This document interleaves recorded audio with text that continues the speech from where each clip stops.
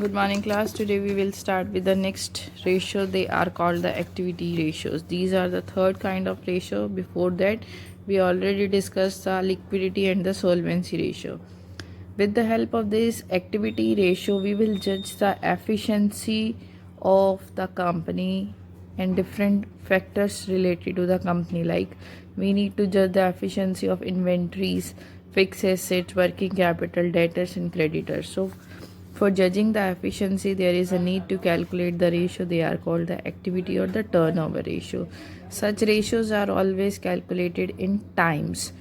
जो previous ratios थी वो रेस टू 1 में कैलकुलेट होती थी. Now they are calculated on times basis. There are two things required for the calculation of such turnover ratios. One is revenue from operation or second is cost of RFO. Revenue from operation is the another name of sales and cost of RFO is the cost of production or cost of goods sold.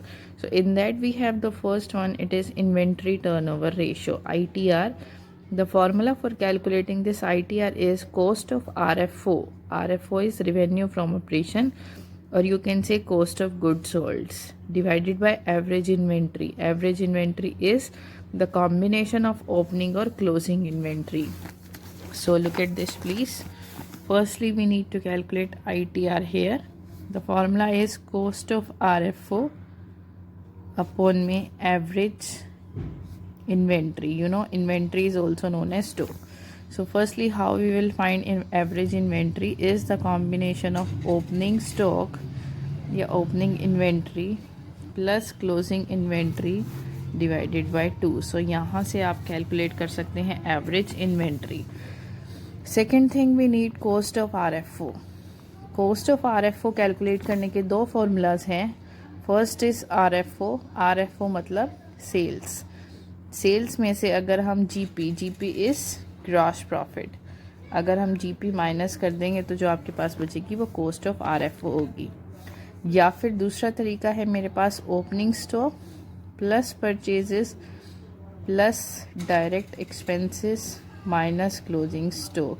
You will be able to find out the cost of RFO. अब ये terms देखकर आपको एक term याद आई होगी, trading account. हमने previous year 11th में किया था. आप सभी चीज़ें यहाँ लिखते थे, opening stock, purchases, direct expense, फिर आता था आपका जीपी. यहाँ पर लिखते थे हम by sales and by closing stock. So यहाँ आपको यही टर्म्स यूज़ करके opening plus purchase plus direct expenses minus closing stock you will get the cost of RFO. And if sales and GP is mentioned then you have to minus it. This is cost. So cost ऊपर नीचे average inventory will get ITR. अब इससे हमारा एक और term arise होती है यहाँ पर, average age of inventory. Average age of inventory का मतलब है कि हम इन्वेंट्री को कितने दिन तक अपने पास रख सकते हैं. मीन्स किसी भी चीज़ के स्टॉक को कितने टाइम पीरियड तक हम सेफली रख सकते हैं. इसको कैलकुलेट करने के लिए यू में यूज डेज और months in a year divided by ITR जो आपने यहाँ से निकालेंगे. 365 डेज या फिर मंथ्स में कैलकुलेट कीजिए डिवाइडेड बाय ITR जो यहाँ से सॉर्ट आउट होगी. Look at how we have to solve the questions. 47. Calculate the ITR from the following data. Inventory at the beginning, at the end means opening और closing inventory. Purchases, wages, carriage inward, RFO आपको दी है sales. तो यहाँ पर सबसे पहले हम लिखेंगे formula ITR is equal to cost of RFO divided by average inventory. So मैं पहले निकालूंगी average inventory. Opening plus closing stock divided by 2. Inventory at the beginning is 90, at the end is 110. So 90 plus 110 divided by 2. Average तो आपका निकल गया यहाँ से ₹1 lakh. Second thing you need cost of RFO. As I said, इसके लिए आपको use करना है फॉर्मूला या तो RFO माइनस GP या फिर second formula opening stock plus purchase plus direct expenses minus closing stock. तो यहाँ पर आपको टर्म्स दी हैं सेकेंड फार्मूला से related. we need to put the second formula, opening stock plus purchase plus direct expense minus closing stock. You will get RFO. The opening stock is opening inventory, it is 90,000. Next we have purchases of 2,30,000 plus direct expenses. Here wages and carriage inward, ये दोनों आपके trading account means जो trading account के expense होते थे वो सारे direct होते थे, तो ये हमारे डायरेक्ट एक्सपेंसेस हैं 90,000. क्लोजिंग स्टॉक आपको मेंशन था 1,10,000. तो यहाँ से आपकी निकल आएगी एवरेज, या you can say cost of RFO, it is 3 lakh. Now ITR is cost 3 lakh divided by average inventory, it is 1 lakh, so it is 3 times. और अगर मुझे एवरेज एज ऑफ इन्वेंट्री निकालना है तो मैं मंथ्स में ले रही हूँ, यहाँ पर 12 मंथ्स ही नहीं है, divided by 3, it is 4 months. Means मैं अपने स्टॉक को 4 मंथ्स तक सेफली अपने पास रख सकती हूँ as per the average age of inventory. So this is about this illustration. Look at the next one.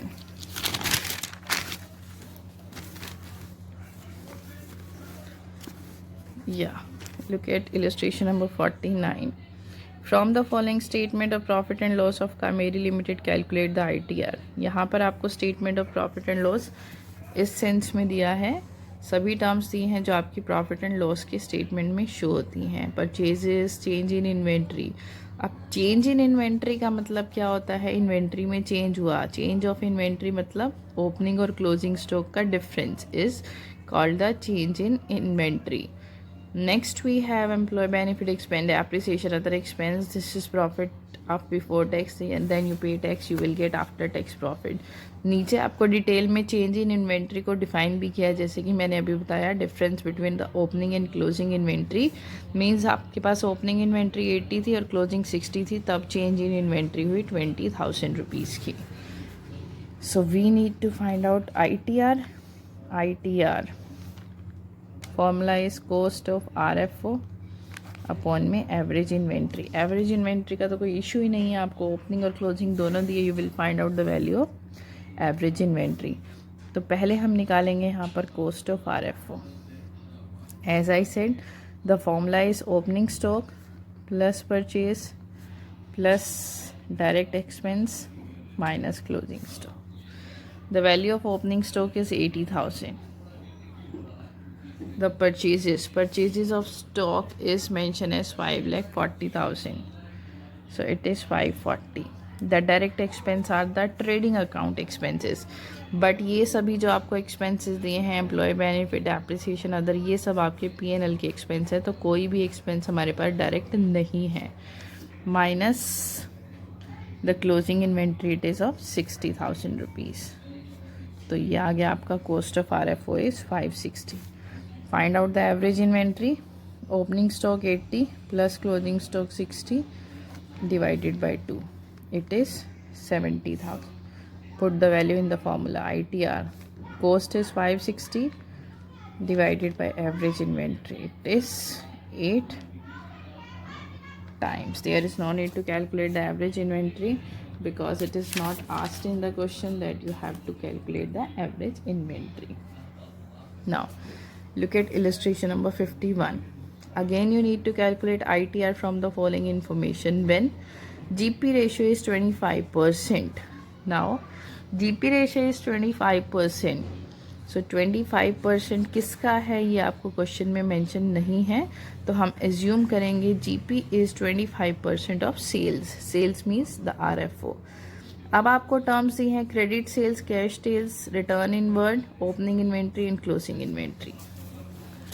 Now जो अभी आपके रेशो के कैलकुलेशंस या क्वेश्चन हम लोग आगे इन फ्यूचर करेंगे, उसमें कॉम्प्लिकेशंस थोड़ी थोड़ी बढ़ती जाएंगी. मींस टर्म्स को सिर्फ मोल्ड करके दिया हुआ है, आपको जस्ट आइडेंटिफाई करना है बाय यूजिंग योर ब्रेन कि कोई भी चीज़ किस तरह से घुमाकर फाइंड आउट की जाएगी.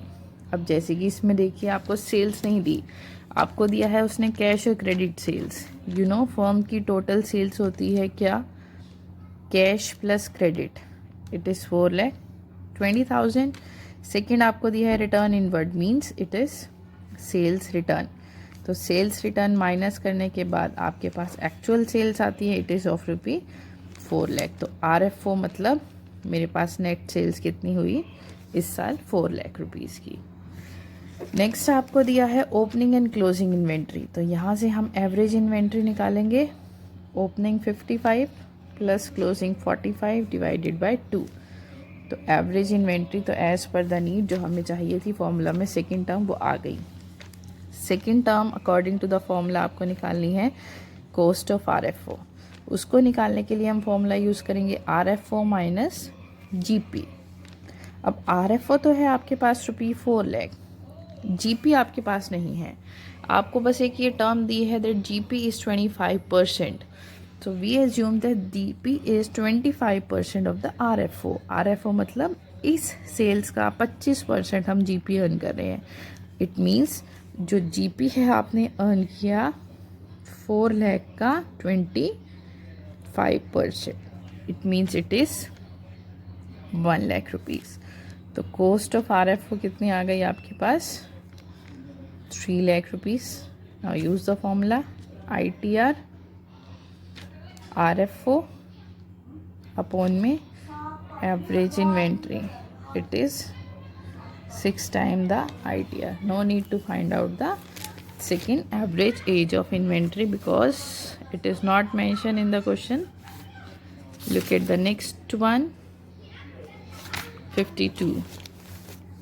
Here again opening inventory, closing inventory, RFO, GP is 25% on RFO is mentioned. You need to calculate the ITR. It is very simple. पहले हम निकालेंगे average inventory. Opening plus closing divided by 2. Opening is 29, closing is 31 divided by 2. It is 30,000. Second हमें चाहिए cost of RFO. Formula is RFO minus GP. आपको statement में RFO दी है 3,20,000 minus GP. GP is this है 20% of RFO, मतलब ये जो 3,20,000 है इसका 25% है आपका GP. सो 3,20,000 का 25% इज 80,000. तो कॉस्ट आपके पास आ गई 240.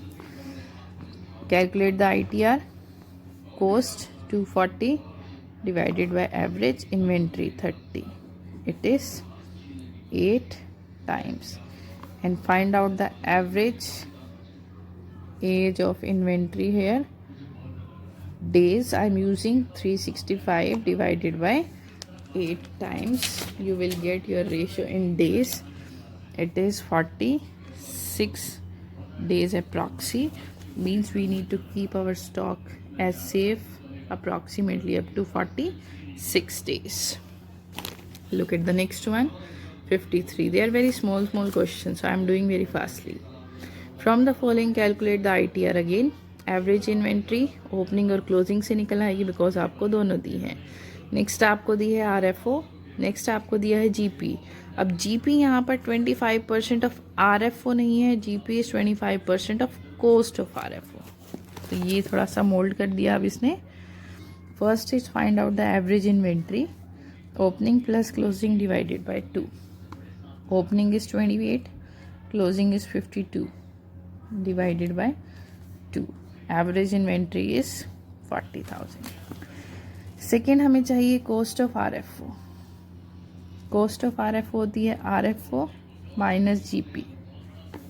आपको स्टेटमेंट में दिया है RFO is 6 लाख और GP दिया है आपको 25% of cost of RFO.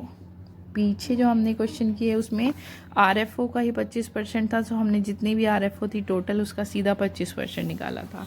But यहाँ पर GP 25% ऑफ कॉस्ट है. तो आपको याद होगा हमने 11th में जब प्रॉफिट एंड लॉस वाला चैप्टर किया था, मैंने उसमें आपको इस तरह की चीज़ें निकालनी सिखाई थी. तो हम एज्यूम करेंगे let cost of RFO is 100, GP उसका 25% है, मतलब 100 का 25% है GP, कितना हो गया 25. RFO क्या होती है, cost plus GP is equal to RFO. अब मैथ्स में जैसे इक्वेशन लगाते हैं, if RFO is 125 then cost कितनी है आपकी 100, और अगर RFO 6 लाख है एज़ पर द स्टेटमेंट तो कोस्ट कितनी होगी divided by 125 into 6 lakh. By cutting this you will get the cost, it is 480. Now find out the ITR. Cost divided by average inventory, this is 12 time.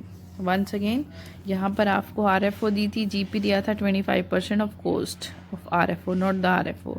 तो हमने assume किया कि coast हमारी 100 है, क्योंकि कोस्ट हमारे पास नहीं थी तो उसको सपोज करेंगे 100. GP उसका 25% मीन्स 25.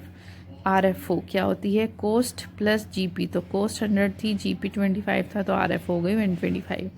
तो अगर RFO 125 है तो कोस्ट 100 है, और अगर RFO 6 लाख है तो कोस्ट कितनी है 4,80,000. Then you will get the value of ITR by putting the formula in this statement. Now watch the next one, 55. Calculate ITR again. Cost of RFO, purchase, direct expense and opening inventory. तो हमें यहाँ पर कुछ terms दी हैं. They are cost of RFO is 540. Actually I am writing down the formula directly. The formula is cost of RFO is equal to opening stock plus purchases plus direct expense minus closing stock. The cost of RFO is 5,40,000. Opening stock आपको दिया है 550, sorry opening stock नहीं, opening stock आपको दिया है 70,000. Opening stock is 70. Purchase is 550. Direct expenses are 30. The closing is not mention, so we have to find out the value of closing inventory. 550 plus 1 lakh, it is 650. 650 में से 40 minus करेंगे तो closing stock आ गया आपके पास 110. अब ITR के लिए मुझे दो चीज़ें चाहिए. One is cost of RFO, second is average inventory. तो कॉस्ट ऑफ RFO तो आपके पास थी ऑलरेडी 540. एवरेज इन्वेंट्री नहीं था. एवरेज इन्वेंट्री अब हम निकाल सकते हैं ओपनिंग और क्लोजिंग, बिकॉज हमारे पास दोनों है. ओपनिंग है 70, क्लोजिंग है 110, divided by 2, it is 90,000. So divide this by 90,000, you will get the ITR, it is 6 times. I think this is simple for you to understand. So now rest of the questions are same. Now you will be able to, I hope, sort out the questions. Okay, let's solve one more question. I'm going to solve one more question. Look at 58th. From the following information, calculate again the ITR.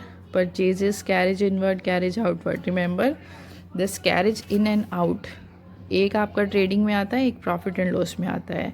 तो हमें सिर्फ trading account के expenses ही लेने हैं. So we will consider only the carriage inward. Then we have RFO, opening inventory.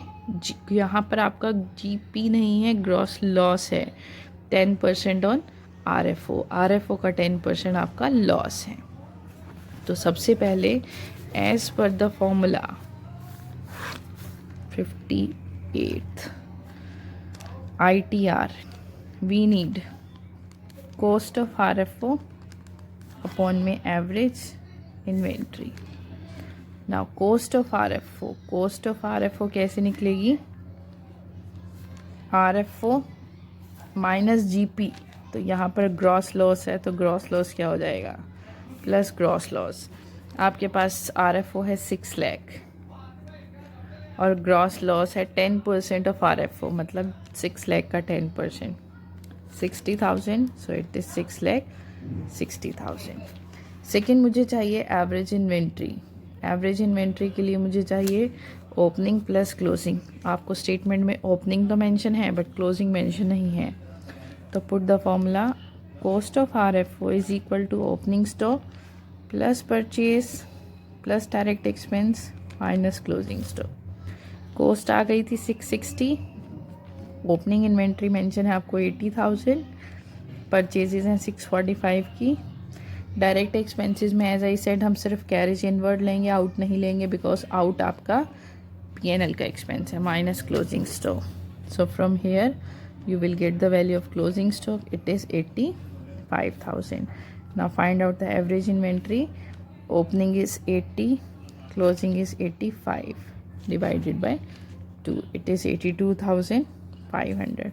Now put the formula, use the formula. ITR is 660 cost of RFO divided by average inventory 82,500. You will get the ITR 8 times. I think enough for today. The rest questions related to this ITR we will discuss in the next video. Up to that, take care and sort out the questions. Thank you so much.